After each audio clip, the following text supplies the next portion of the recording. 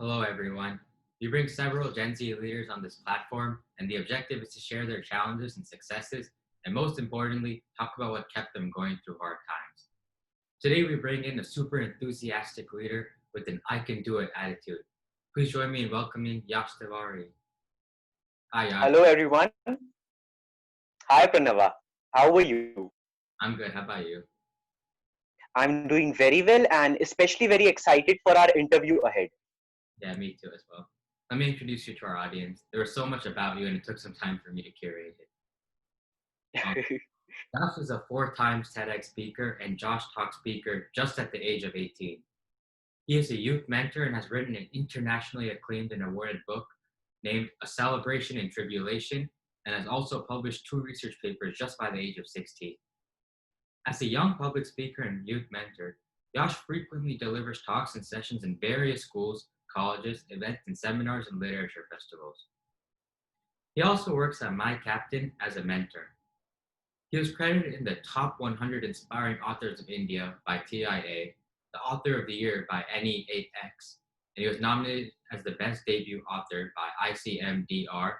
He was also awarded with Global Young Leader Fellowship and Karmveer Chakra Award by iCogno in association with the United Nations.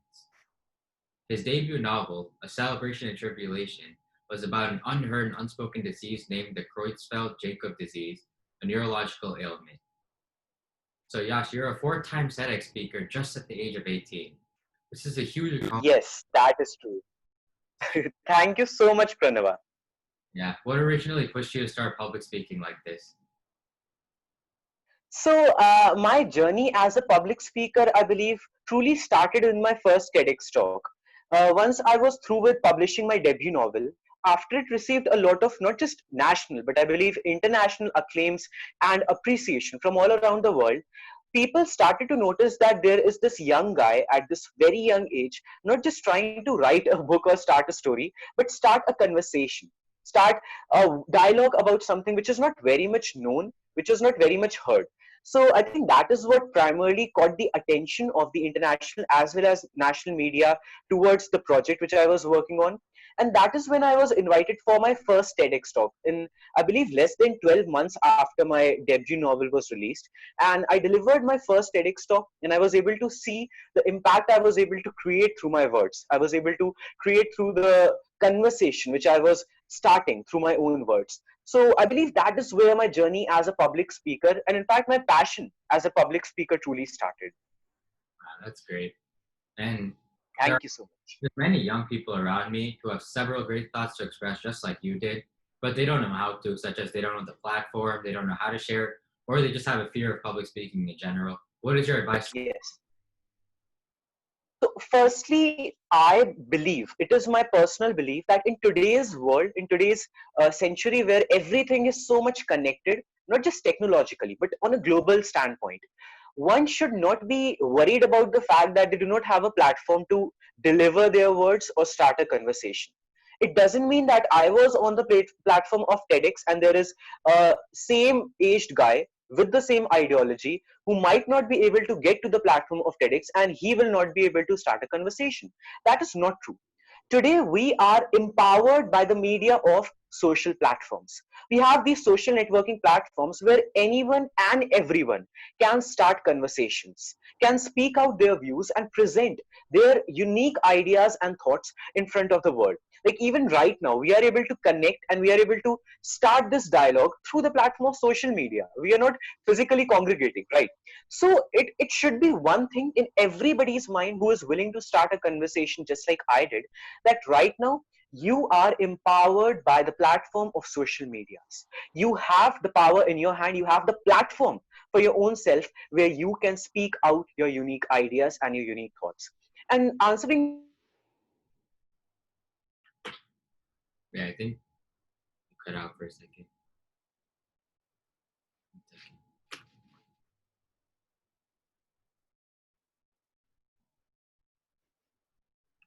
I think there was some kind of network connectivity issue, I believe, earlier. So are you able to see me and hear me right now? Yeah, it's a little laggy, but it's okay. Okay, all right. So as I was saying, that answering the second part of your question, that how does a person truly face the stage fright and the public speaking fear that a lot of people out there have. And I believe that that is one thing which kind of keeps a lot of persons out there from starting the conversation that they want to start, or starting the dialogue which they have in mind, or the ideologies that they want to present in front of the world. The only way in which you can beat that stage fright or the public speaking fear is by reminding yourself that when you get out on that stage, when you are delivering a speech or a talk or a session to a bunch of people, you are in fact not delivering it. You're not addressing those people. You are not, we can say, mentoring those people in one way that only you are the person who is speaking. You are going to converse with them. You are going to connect with them, just like you converse with, let's say, your friends or your family or anybody around you in a group, in a small group of people, where you are telling them what you think and what you do not want to talk about. Just like that, when you are also addressing a bunch of people, but from the stage where you are the one who is the one speaking and they are listening, you just have to remind yourself that you are not going to address them. You are not going to deliver a speech to them. You are going to converse with them. You are going to have a dialogue with them. You are not just going to speak out or babble out, I would say, your own ideas and your own ideologies. Rather, you are going to instigate, you are going to start new ideas in their own minds also, just with the help of your words. You are going to compel those people in front of you to also speak out and converse with you based on whatever you are able to say. So when you keep this clarity of thoughts in your mind beforehand, before you even get on the stage and speak to those people, there will be nothing like stage fright in your mind. You know why? Because you will be reminding yourself that today I'm not going to address them, or today I'm not going to forget about what I am, prepared to speech, or the script which I had prepared. I am just going to converse with them. I'm just going to have a dialogue with them. So I think that kind of ideology and that kind of self reminder in somebody's mind is what can truly shatter the obstacles of stage fright or public speaking fear for someone. Yeah, agreed. I'm sure like many people should adopt that ideology around me, because I know a lot of people in that current situation. And I'm sure if they saw this, they would Yeah. compromise. And Yes, yes, like definitely. you said, your interest in public speaking stemmed from your book that you wrote. So you're already an established author just at the age of 18 with a very highly acclaimed book. How did you get started in expressing your thoughts in the form of a book? Okay, so I wouldn't say that my journey as a writer truly started when I published my debut novel. Because for as long as I can remember, even when I was just, I would say, 7 or 8 years old, I was writing a lot many stories and writing a lot of poetry and narratives and stuff like that. Although, of course, they were not that much great, because I was so young, but still, I was interested to contribute as much as I can through the field of literature and by writing. But my journey as an author, as a true known and acclaimed writer, definitely started with my debut novel. The motivation to start writing my debut novel, in fact, came from something which I just talked about in the beginning of today's interview only, which was the fact that I like to start conversations. I like to speak about those topics which a lot of people are not aware about, which a lot of people have not shed much light on. So, I mean, by the end of class 11th, when I was just 16 years old, I had authored a couple of research papers, and in fact, I had authored a lot many stories and poetries and stuff like that, which was receiving a lot of awards and acclaims. So that kind of, I would say, appreciation and acclaim for the work that I was doing, especially in the field of literature, is what motivated me to think of a project which is much more elaborate and much more, I would say, heavier in some way or the other, as compared to just a simple poetry, or just a story of a couple of pages. And that is when I decided that I am going to start writing my debut novel. And fortunately, I would say, I had this break, this holiday between my class 11th final examination and the beginning of my 12th standard. And everybody knows, especially in India, that your 12th standard is perhaps the most important standard that you have to appear for, especially in your school life, because we have the board's examinations. So, of course, academically, I was very much cautious about what I was supposed to do in the 12th standard, but I had this 22 days period before the beginning of my 12th standard where I was trying to think of the right project, the right creative project which I wanted to pursue, which I wanted to work upon. And that is when I decided that yes, this is the right time to start writing my debut novel. So I started to research about certain ailments which a lot of people are not aware about, or perhaps they have never been talked about in any kind of fictional narrative, at least by that time. And that is when I came across this unheard and unknown Creutzfeldt-Jakob disease, which is in fact a neurological ailment that does kill a lot of people every year. However, it is not much known, and in fact, it has never been the central focus of any fictional novel, especially the fictional novel by that time. So I picked it up, and I wouldn't say I created a medical journal around that disease. I rather try to build up a narrative about how a low to do, not a very well to do Indian family, an impoverished family in the country like India, would deal with something as harsh and as severe as the absolution of death, which was approaching for the young girl of that family. So that is the narrative which I built around this particular disease called the Creutzfeldt-Jakob disease. And that is where my journey as a young published author started. So I was able to complete the manuscript of my entire novel within 22 days, and it was published, I believe, in a month or so. And since then, it has received a lot of appreciation and acclaims and awards, which I truly am very much thankful for. And I believe that truly the appreciation and acclaim, especially, does inspire me to work more in this field and start conversations to the best of my ability, to the best of my efforts, as much as I can. Sounds amazing, especially 22 days. That's just crazy. I've never seen anyone write. Thank you so much. Thank you so much. That really means a lot. And not only are you like a great writer, you're also a great mentor in an organization called My Captain. So why is mentoring important for you? Yes. And how are you able to inspire others through mentoring? So mentoring has been important for me, especially since last year, because as I said earlier, after I had delivered my first TEDx talk, I was able to see the impact it was able to create, not just on the people around me or in my, I can say, my close vicinity, but also on a global level.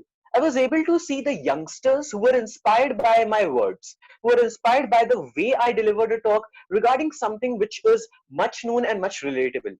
The general story of everybody's life, which in general people are not able to kind of find a clarity about. But how I was able to find the clarity regarding it, that inspired the people around me. And when I was able to see the huge amount of positive impact my talk and my initial few talks, I would say, was able to create on the people not just around me, but on a global standpoint, as I said, that is what truly inspired me to start pursuing youth mentorship and public speaking. And since then, I have been working since last year, especially, I would say, I have been working as a youth mentor and a young motivational speaker. I deliver international as well as national talks. I recently only delivered an hour-long webinar to the people of Africa in the cities like Nigeria, Ghana, Cameroon, where I was speaking about how you can unlock yourself even during this time of lockdown, where all of us are obstructed by the four walls of a house. How can you truly unlock yourself? How can you truly find the right form of time management or perhaps self-analysis or very important tools of introspection like that? And it is not just about that particular session, I would say. It has been since 1 year about something which I'm truly very close to. It is not something which I consider as a work obligation for myself. Youth mentorship and public speaking is something which I'm passionate about, because here I am able to utilize my voice. I'm able to utilize my ideology and my clarity of thoughts, not just for my own self, but even for the people around me, for various other youngsters and even old people around me who might not be on the right direction. So I guess that is what truly inspires me, and that is what truly motivates me to pursue this particular endeavor even further. Wow. And speaking of your inspirations, do you have any other inspirations? Like, do you have any inspirations? Any people that inspired you to think like a leader? Yes. So firstly, I mean, for me, the greatest source of inspirations have always been both of my grandfathers, my Nanaji and my Dadaji. Nanaji is the maternal side grandfather and Dadaji is the paternal side grandfather. My grandfather on the paternal side has always been a very disciplined person. He passed away in 2011, but till then, he was perhaps the most disciplined person I had ever known in my life. His passion for being disciplined, his passion for being on time, for doing what is supposed to be done at that very time period, even if he has a lot many distractions around himself, is what truly inspired me. And that kind of passion for being disciplined in one's life is something which truly pushes me even today to be on my best foot, to do the best amount of work I can possibly do at a present moment of time. And he in fact served as a major in the army. He was himself a renowned academician. He published a lot many books in the academic background. However, my Nanaji, my grandfather on the maternal side, he is himself a very renowned author, but in the language of Hindi. He has authored a lot many playwrights, a lot many novels, books, poetry, stories, and stuff like that. He has also been a very renowned academician, and on his side, I would say his passion for creativity is what inspires me. His passion to start conversations, just like I have been saying since the beginning of this interview, and to speak about his creativity, to bring out his creativity, not just to entertain people around himself, but also to inspire people around himself, is what truly inspires me. So, according to me, the two greatest source of inspiration in my life will definitely be both my grandfathers, one who was very passionate about discipline, and the other who is very passionate about creativity. Oh, that's amazing. Looks like you just come from a long line of authors, so you're just following them. And how do you bypass all the distractions and disruptions that come in your way and stay focused on your goals? Like when you're writing your book, how do you combat distractions such as writing block where you couldn't think of anything to write? Yeah. So, one thing that everybody has to remember is that no matter how renowned or appreciated or perhaps awarded or acclaimed a person might be, no matter how much known a person might be or famous a person might be, there are always some or the other distractions around them. Even if you talk about the most, we can say, talented or intelligent people out there in the world, they are also surrounded by a lot many distractions. So, according to me, in my own life, the greatest mantra to fight against all the distractions or all the obstacles that surround me while I am trying to focus on something has been this question mark. This question that says, why? I always try to raise a question in my mind whenever I feel that I am being distracted by something or the other while I'm trying to focus on my work. And that question asks me that why, Yash, are you doing whatever you are doing? Why are you writing this particular novel? Why are you preparing a script for this particular talk? Why are you so passionate about delivering this session? Why do you feel motivated about delivering this particular workshop? What good will it do if you stay focused on the work that you are doing? So, when I try to ask a question in my own mind to my own self, that why am I doing what am I doing?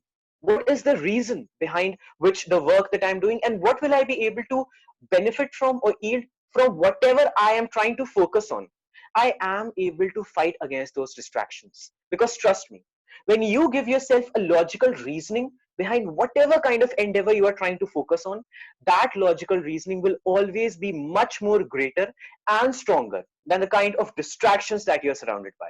So, whenever this is in fact a message for all the aspiring people out there, all the aspiring talented people out there, that whenever you feel surrounded and overburdened by the distractions around you, just try to focus on the reason why, the question mark why, regarding why you are doing what you are doing. So, yeah, that is what I'd like to say regarding this particular question. Yeah, that's a great point. So you just have to stay focused on your Thank you so while you're doing it. So putting it the other way around, has your passion ever come in the way of you getting good grades in school or distracted you?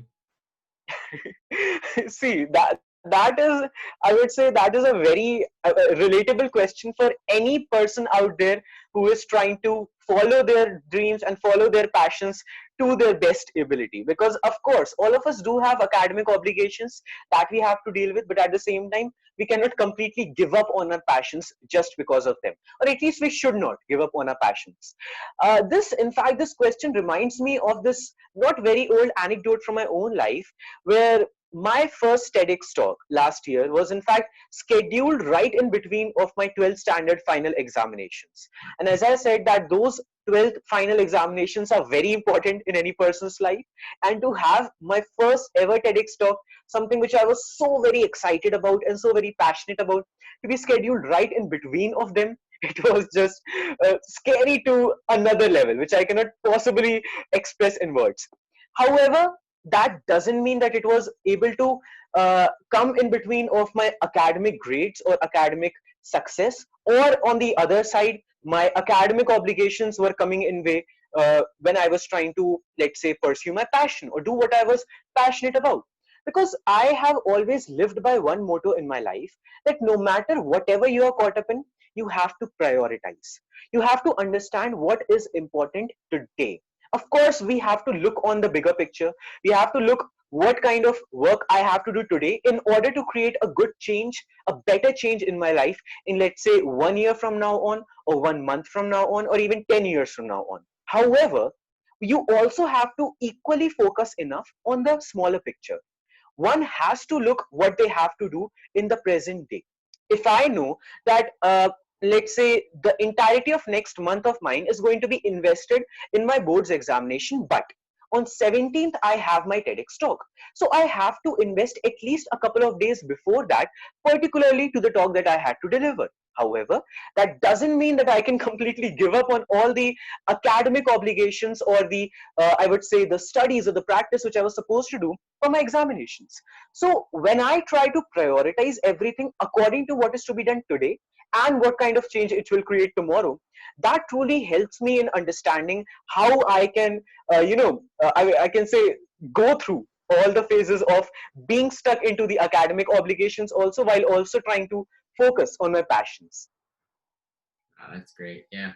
It just seems like a And nightmare between your finals. You just have a 10. yeah, You do well in your finals after that? I did. I mean, it was quite well. It was 90% plus from what I remember. That's great. Yeah, glad to hear. Thank you. And finally, do you have any message you would like to share with the Gen Z community?